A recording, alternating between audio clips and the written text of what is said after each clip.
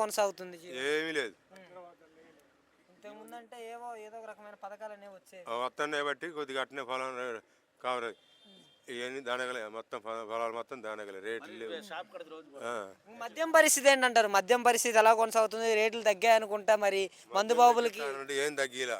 ఇంతకుముందు దాని మీద 20 రూపాయలు పెచ్చు, వాటర్కి 20 రూపాయలు పెచ్చు తీసుకుంటారు. అది దాని మీద ముద్ర తీసేసి చక్కెర ఎత్తికిస్తారు. 100 రూపాయలు 140 రూపాయలు తెంగుతారు. 140. కరెంటు బిల్లు పెరిగిపోయినాయి. ఎంత ఉండేదండి మరి మద్యం రేట్ల పరిస్థితి? ఎంత ఉండేవి, ఇప్పుడు ఎంత ఉన్నాయి? ఇంతకుముందు 130, 150 కరెక్ట్ రేట్కి అమ్మారు. దాని మీద రేట్కి అమ్మారు. ఇవాళ ముద్దరలే చక్కెరలేసి అమ్ముతారు. మరి అంత దారుణమో చెప్పండి. మీకైతే మంచిగా అనిపించట్లేదు ఈ ప్రభుత్వం? ముద్ర చూపిద్దాం, వాళ్ళే చూస్తారు. జోస్ కొట్టుకాడు ఇప్పటికైతే మంచిగా అనిపించట్లేదు మీకు? ఇప్పటికైతే మాకేం అనిపించట్లేదు.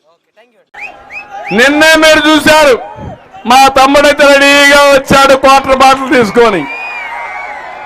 అది ఒకప్పుడు 60 రూపాయలు, ఇప్పుడు ఎంత తమ్ముడు? 200. అవునా కాదా? అది తాగితే నరకానికి సీటు కూడా అవసరం లేదు, రిజర్వేషన్ అవసరంలా. అలాంటి పనికి రాని బ్రాండ్లు తెచ్చాడు.